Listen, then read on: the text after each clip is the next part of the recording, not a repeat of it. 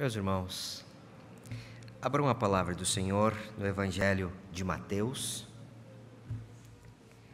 capítulo 6.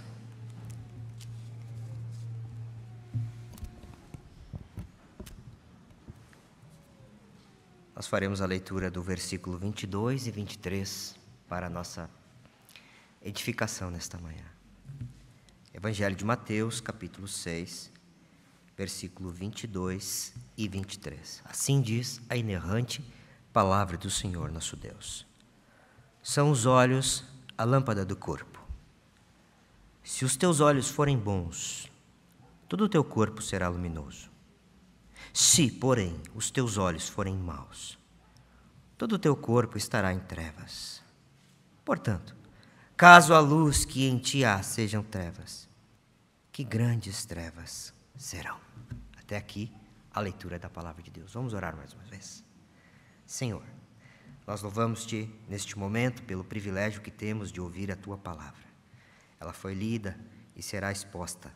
Ajuda-nos, porque nós somos pequenos e fracos, mas o Senhor é grande e todo-poderoso. Assim nós oramos em nome do teu Filho Jesus. Amém. De que forma você enxerga a vida? Esta pequena parábola proposta por Jesus Cristo, do seu grande sermão da montanha, tem a ver com isto. Ele está quase encerrando o seu grande sermão. O Sermão do Monte começa no capítulo 5 e vai todo o capítulo 6. É um grande sermão, ele fala sobre diversos assuntos. E de repente ele usa uma parábola, esta pequena parábola. O Senhor Jesus está usando aqui de um ponto de contato para comunicar uma verdade eterna para aqueles que o ouviam. Parábolas é uma forma, um recurso literário de usar uma linguagem comum das pessoas para explicar então algo que elas não estavam entendendo, algo que precisava ser aclarado. Por exemplo, não que fosse uma parábola usar hoje crendices popular, mas é algo que se assemelha a muitas pessoas que acreditam que se você passa debaixo de uma escada, você vai ter azar.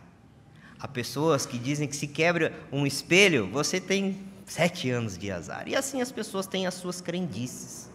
O Senhor Jesus olhava para essa crendice de algumas pessoas, esta aqui especificamente que vou explicar agora, e comunicava a verdade de Deus. Por exemplo, na antiguidade, pensava-se que os olhos eram janelas que traziam saúde, traziam iluminação para o corpo. Pensava-se assim. E quando o Senhor Jesus usa este recurso, ele está comunicando com as pessoas, está falando a linguagem que elas conheciam, para então redimir algo e ensinar a verdade de Deus para essas pessoas. É muito interessante, irmãos, que a primeira afirmação do verso 22, ela é taxativa. Ou seja, o Senhor realmente afirma, são os olhos a lâmpada do corpo. Ponto. Ele define isto. Ele está dizendo, vocês têm escutado essas coisas. Tem verdade aí. Aquilo que vocês enxergam direciona toda a forma do proceder de vocês. Ou seja, a forma de olhar, a iluminação que você tem direciona o seu caminhar. É através disso que você caminha. Por exemplo, se estamos num lugar totalmente escuro, sem iluminação, a primeira coisa que a gente vai fazer é tentar achar alguma coisa que ilumine. Ou ficar paradinho para não tropeçar e cair. Então o Senhor Jesus diz o seguinte, são os olhos a lâmpada do corpo. Nós temos que atentar para o que Cristo diz aqui. Cristo mostra de uma forma muito clara que é através deste sentido, a visão que Deus nos deu, que nós temos a tônica do nosso caminhar. Se os olhos, então, são a lâmpada do corpo, ou seja, aquilo que direciona todo o resto, esta é a informação aqui. O que é a iluminação dos olhos? Isso é importante nós sabermos, porque nós somos caídos em Adão. E a nossa forma de enxergar a vida, ela está comprometida. Está comprometida pelo pecado que reside em nós. Embora sejamos pessoas restauradas por Deus, justificadas em Cristo Jesus, redimidas, salvas de uma forma eterna e irrevogável. Nós ainda estamos em uma jornada onde é muito claro que a nossa fraqueza ainda existe. O apóstolo João, em sua primeira carta, diz o seguinte: filhinhos, vocês ainda não são o que havereis de ser. Todavia, quando ele se manifestar, seremos semelhantes a ele. A ideia de João é muito clara. Nós vamos carregar essa natureza caída ainda, caída junto conosco até o dia de nos encontrarmos com o Senhor Jesus. Então é muito importante atentarmos para a palavra de Deus neste tempo que vivemos aqui, de forma que o nosso caminhar seja reto. Se os olhos são a lâmpada do corpo, a lâmpada dos olhos é a palavra de Deus. Luz para os meus pés, lâmpada para os meus pés e luz para o meu caminho. Salmo 119 afirma isto. É a palavra de Deus que joga luz sobre o nosso caminhar. É a palavra de Deus que nos faz enxergar as coisas de forma a vê-las claramente. Sem a nuvem do pecado, sem as consequências dos nossos falsos julgamentos. Às vezes nós estamos enxergando determinada situação e o pecado que ainda está em nós e nós lutamos contra ele, nos traz diversas informações. A gente interpreta as pessoas de forma enganosa, de forma errada. E é a palavra de Deus que diz que nós devemos enxergar tudo conforme a própria Escritura Sagrada. É muito interessante que depois desta afirmação, deste ponto de contato que o Senhor Jesus faz com aquelas pessoas, ele diz o seguinte, então, ele coloca uma cláusula condicional. Se os teus olhos forem bons, todo o teu corpo será luminoso. Ele está dizendo, realmente, se os olhos são as janelas da alma, e eles estiverem bem abertos, e estiver entrando esta claridade, você vai estar bem. Você vai caminhar bem. Se os teus olhos forem bons, todo o teu corpo será luminoso. Agora, é importante nós compreendermos a altura desta informação. Ou seja, por que o Senhor Jesus falou isso neste momento do sermão? A pequena parábola está inserida dentro de um contexto onde Jesus confrontava as pessoas com relação ao materialismo. Confrontava as pessoas dizendo para elas que elas não poderiam ter uma vida fixada nesta terra. Vejamos o verso 19. Não acumuleis para vós outros tesouros sobre a terra, onde a traça e a ferrugem corroem, e onde ladrões escavam e roubam. Verso 20. Mas ajuntais para vós outros tesouros no céu, onde traça nem ferrugem corrói, e onde ladrões não escavam nem roubam. Porque onde está o teu tesouro, aí estará também o teu coração. Então entra a nossa parábola. É interessante que imediatamente depois da nossa pequena parábola, o verso 24 ele diz assim: ninguém pode servir a dois senhores, porque ou há de aborrecer-se de um ou amar a outro, ou se devotará a um e desprezará ao outro. Não podeis servir a Deus e à riqueza. Então esta parábola está ligada diretamente a como administramos os bens que o Senhor Deus tem nos dado nesta vida. É por isso que Jesus está fazendo esse ponto de contato, porque Ele quer que as pessoas entendam de uma forma mais clara que elas não podem colocar o seu coração nos tesouros desta terra. É por isso que Ele faz essas afirmações. Essa primeira afirmação, se os teus olhos forem bons, todo o teu corpo será luminoso. Ou seja, se você não tiver como bem maior aquilo que você tem recebido como dádiva de Deus para a sua vida aqui, você estará andando em um bom caminho. Mas se você depositar toda a sua confiança nas coisas que você tem, esse caminho não é bom. Vejamos, o verso 23, ele diz: se porém os teus olhos forem maus. É o contrário agora. Todo o teu corpo estará em trevas. Se forem bons, vai andar tudo bem. Se forem maus, irá tudo mal. O salmo que nós lemos, o Salmo 73, vamos dar um salto para trás, né? Vamos até lá, Salmo 73. E percebamos o que acontece nas primeiras linhas deste salmo. É um salmo de Asaf. Ele começa no verso 1 com uma afirmação de Asaf: com efeito, Deus é bom para com Israel, para com os de coração limpo. Agora ele fala um pouco sobre ele, verso 2: quanto a mim, porém, quase me resvalaram os pés, pouco faltou para que se desviassem os meus passos. E aí ele começa a descrever. E o motivo está aqui, verso 3: pois eu invejava os arrogantes ao ver a prosperidade dos perversos. Ele estava com seus olhos fixos naqueles que prosperavam, nos arrogantes, nos que não temiam a Deus, naqueles que confiavam nas suas riquezas. E ele chega a declarar no Salmo, eles são saudáveis, eles não têm doenças, eles não sofrem. Mas ele declara aqui que o motivo da sua quase queda foi porque ele estava olhando, estava fixo para esse tipo de pessoa e o tipo de coisa que essas pessoas faziam. A proposta desse sermão é: de que forma você enxerga a vida? O Senhor Jesus, a Escritura Sagrada, nos ensina até aqui, a enxergar a vida sob a ótica da Palavra de Deus.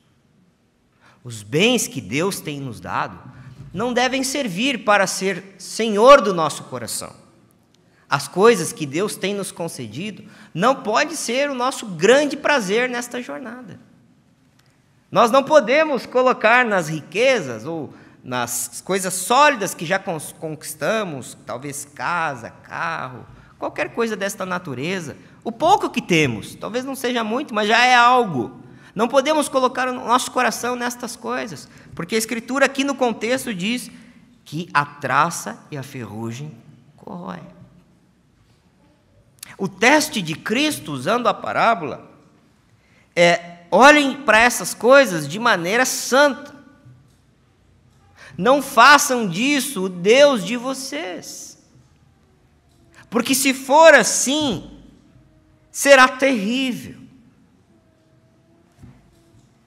Meus irmãos, o apóstolo Paulo, escrevendo aos Efésios, capítulo 1 e versículo 18, fala sobre o iluminar dos nossos olhos, os olhos do nosso coração, para que vejamos qual é o bom caminho do Senhor, qual é a graça de Deus sobre a nossa vida.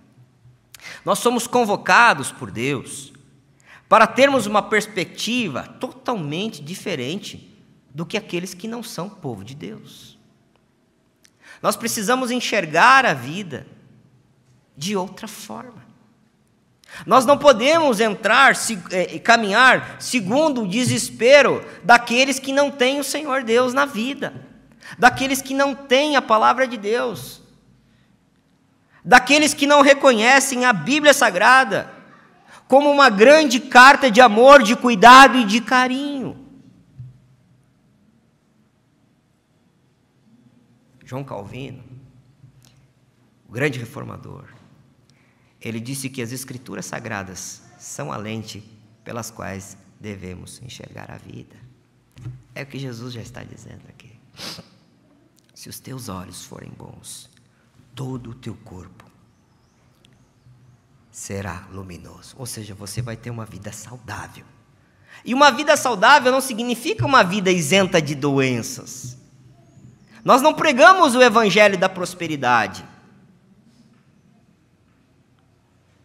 Antigamente tinha um programa de televisão, na televisão brasileira,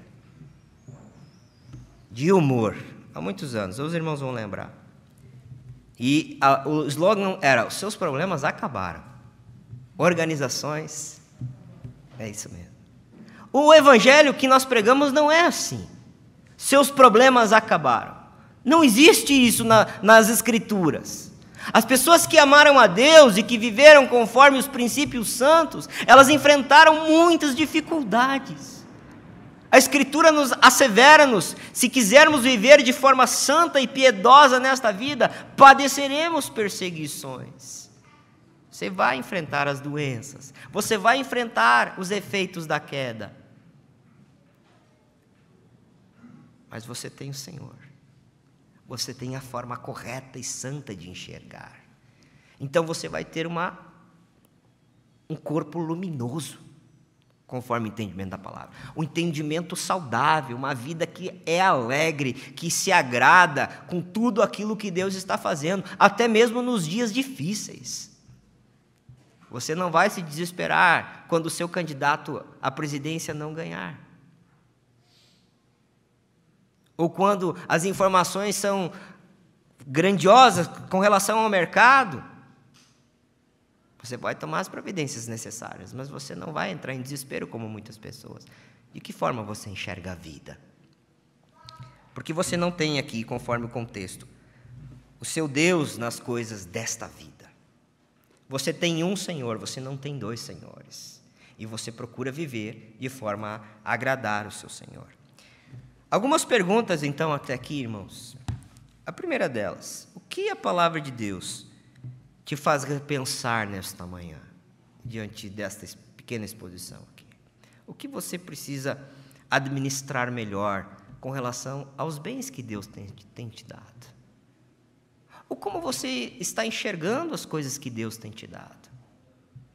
O seu salário,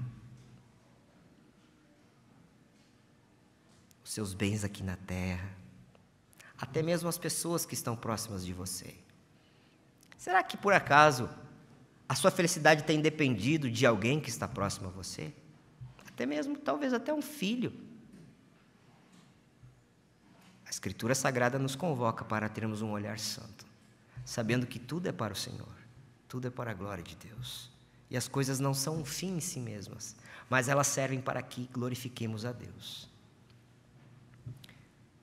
Uma pergunta: você tem sido fiel com os recursos que Deus tem te dando em relação aos seus dízimos, às suas ofertas? Porque este texto nos convoca a não amarmos estas coisas, aos recursos, e não termos dois senhores. Nós precisamos ser bons administradores desses recursos, sermos fiéis a Deus. Outra coisa, você tem vivido com frugalidade? O que é isto? É uma vida que está contente com as coisas simples e básicas, com o necessário. Ou você é daquelas pessoas que dizem assim: não, se eu não tiver isto, eu não vou estar contente. Eu preciso disto. Eu preciso adquirir isto. Esta pequena parábola está confrontando as pessoas que eram assim, que tinham um desejo grande de ostentar. Nós não podemos ser assim. Porque se nós formos pessoas assim, nós não estamos enxergando direito a vida. Nós não estamos honrando a Deus. Nosso corpo não está sendo luminoso, conforme diz a palavra. Pois bem, o primeiro passo aqui, então, é seguindo o que Cristo diz. Diz assim: se porém os teus olhos forem luminosos, os teus olhos forem bons, todo o teu corpo será luminoso. Aí o verso de 23 agora: se porém os teus olhos forem maus, todo o teu corpo está em trevas. Agora nós vamos observar a última expressão dessa pequena parábola. Portanto, caso a luz que em ti há sejam trevas, que grandes trevas serão. O Senhor Jesus está colocando duas formas aqui para nós de enxergar a vida: a forma correta e a forma errada. E ele enfatiza a forma errada, e ele traz as consequências desta forma errada. Portanto, caso a luz que em ti há sejam trevas, ou seja, caso você esteja enxergando da forma equivocada, que grandes trevas serão. Isso está relacionado à sua vida, ao seu corpo, à sua história, ao seu caminhar. Então a ideia aqui pode ser, se a primeira ideia nós podemos tratar de seguindo o que Cristo diz, ou seja, fazendo a coisa certa, interpretando a nossa história de forma correta, os bens que Deus tem nos dado de forma correta, ou seja, seguindo o que Cristo diz. A segunda aqui pode ser se nós rejeitarmos o que Cristo diz. E se rejeitarmos? Lembremos de Asaf: quase me resvalaram os pés. Uma vida triste, uma vida que não tem esperanças, que grandes trevas serão. Se colocarmos e depositarmos toda a nossa esperança no nosso presente, no ano de 2023 que se avizinha, se tivermos apenas esperança em que as coisas desta terra vão melhorar, a nossa frustração pode ser grande. Que grandes trevas serão. Nós devemos ser cristãos realistas, irmãos. Nós somos peregrinos e forasteiros, como temos asseverado muitas vezes aqui. O nosso destino final não está neste contexto. Nós aguardamos novos céus e nova terra. Nós aguardamos o momento que nosso Salvador retornará e colocará fim nesse sistema, nesta vida caída, neste mundo caído. Vai restaurar todas as coisas. Vai glorificar-nos. Não haverá mais corrupção em nós. A nossa esperança precisa estar nisso. Mas, se ao contrário não tivermos essa perspectiva, se nós tivermos com a nossa esperança nos seus problemas acabaram, nós vamos viver frustrados. As pessoas que não compreendem o Evangelho, elas entram em profundas crises quando as coisas começam a dar errado em sua vida. E elas voltam-se até mesmo contra Deus e dizem: como, Senhor? Eu tenho ido à igreja, eu tenho lido a Tua palavra, e está tudo desmoronando na minha vida, a minha saúde não é boa, a minha casa não vai bem, os problemas chegam para todas as famílias. Essa pessoa daqui a pouco se afasta, porque ela não enxergou de forma certa o que Deus tem dado para ela. Não fez a leitura correta. Os olhos dela não foram bons. Ela não foi iluminada pela palavra de Deus para ler a sua vida, a sua realidade, o seu contexto. Ela tem depositado sua esperança somente no que está acontecendo. Então ela determina para que coisas boas aconteçam. Ela tem um pensamento totalmente equivocado. De que forma você enxerga a vida? Você atenta, você segue o que Cristo diz ou você rejeita aquilo que o Senhor Jesus tem dito, tem ensinado em sua santa palavra? Portanto, caso a luz que em ti há sejam trevas, que grandes trevas serão. Vamos olhar o que diz o profeta Isaías no capítulo 5. Profeta Isaías, capítulo 5. Porque isso está diretamente relacionado com essa última expressão que o Senhor Jesus considera aqui. Capítulo 5, versículo 20 do profeta Isaías. Diz assim a palavra de Deus: ai dos que ao mal chamam bem, e ao bem mal, que fazem da escuridade luz, e da luz escuridade. Põe o amargo por doce e o doce por amargo. Até aqui, a leitura da palavra de Deus. Quando o Senhor Jesus diz: portanto, caso a luz que em ti sejam trevas, que grandes trevas serão, está relacionado a isso. Se você não consegue fazer a leitura correta e persiste neste caminho, quando o texto sagrado do profeta Isaías usa a expressão ai, este ai é muito significativo. Este ai nos profetas significa que o juízo de Deus chegou e é irremediável. Uma geração que olha para aquilo que Deus diz que é pecado e diz isto é bonito, é uma geração que está sob o julgamento do ai de Deus. Uma geração que olha para aquilo que Deus condena, ou melhor dizendo, aquilo que Deus aprova e diz: nós não queremos isto. Isto não é o que nós queremos. Nós queremos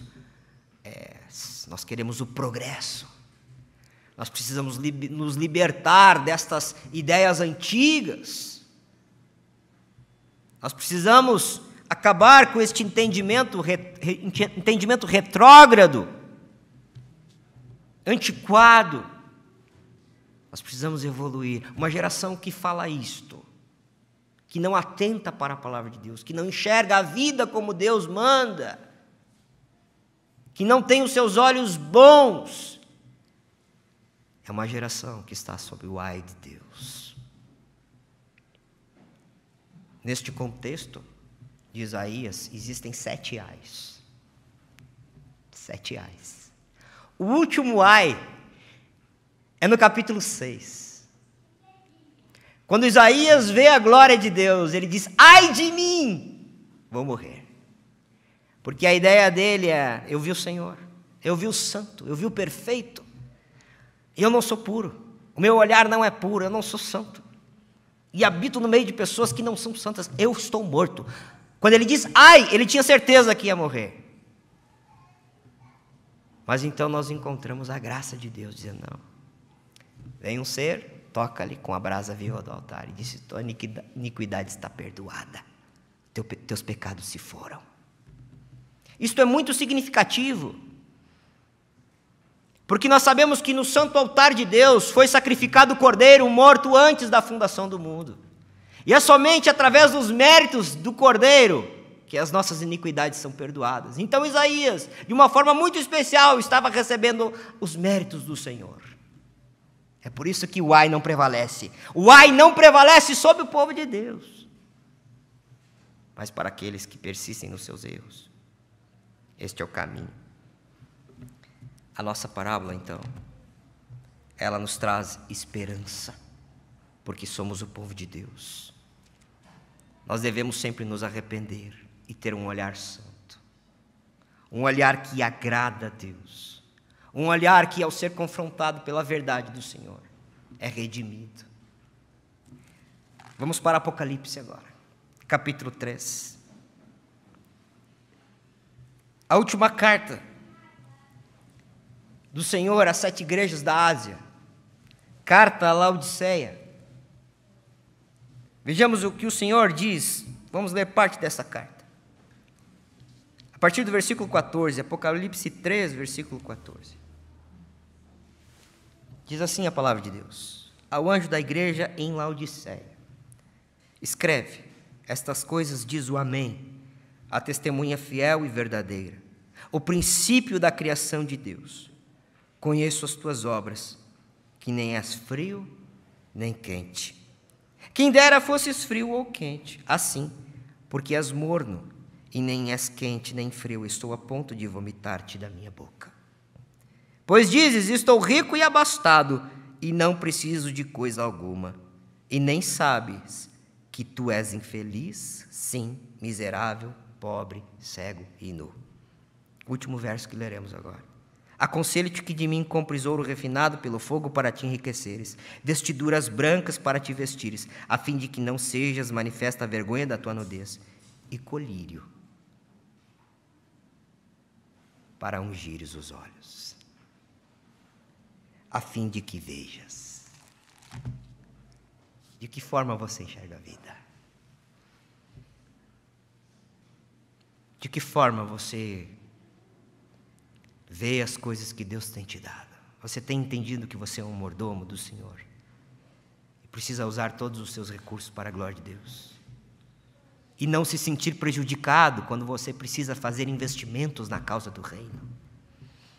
Laodiceia era uma igreja do Senhor, povo de Deus, e ele diz: olha, estou a ponto de rejeitá-los, mas ele dá um conselho: vocês precisam melhorar a forma de ver as coisas. Colírio, os nossos olhos precisam ser lubrificados pela palavra de Deus, porque nós somos o povo de Deus, e nós precisamos caminhar segundo a vontade de Deus. Sendo assim, irmãos, se você tem enxergado nas riquezas o motivo para a sua felicidade, você está olhando, ou melhor dizendo, está enxergando de forma errada. É por isso que você às vezes se sente frustrado, mesmo após alcançar um objetivo tão sonhado. Você lutou tanto para conseguir determinada situação, determinada coisa, você economizou para aquilo, e aí você tem, e agora você olha: ué, só isso? O Senhor colocou a eternidade no seu coração, Você pertence a Deus, você só vai satisfazer-se plenamente nele. As coisas dessa terra não vão preenchê-lo. Elas são limitadas. Meus irmãos, hoje é um bom dia para arrependimento. Clamar a Deus e não permanecer rebelde à palavra de Cristo para não sermos uma geração que esteja sujeita ao ai de Deus. Seja Deus o teu tesouro. Esteja nele o teu olhar. Agora e para sempre. Olhe para tudo que você tem. Olhe, faça este exercício. E não deposite a sua confiança nestas coisas. Honre ao Senhor com os teus bens, somente desta forma você terá uma vida cheia de alegria e luz do Senhor. Tenha um olhar santo. Você foi convocado para isto. Vamos orar? Senhor, nosso Deus e nosso Pai, graças nós te damos pela tua palavra, que nos confronta nesta manhã, ensinando-nos a olhar a vida de forma a honrar-te, olhar de forma a agradar ao Senhor, a ver tudo que o Senhor tem nos dado e sermos gratos, e não escravizados às coisas que temos. Senhor, ajuda-nos a ter um olhar santo, para que tenhamos uma vida que te glorifica, uma vida saudável. É assim que nós oramos nesse santo dia do Senhor, oramos em nome de Jesus. Amém. Deus os abençoe.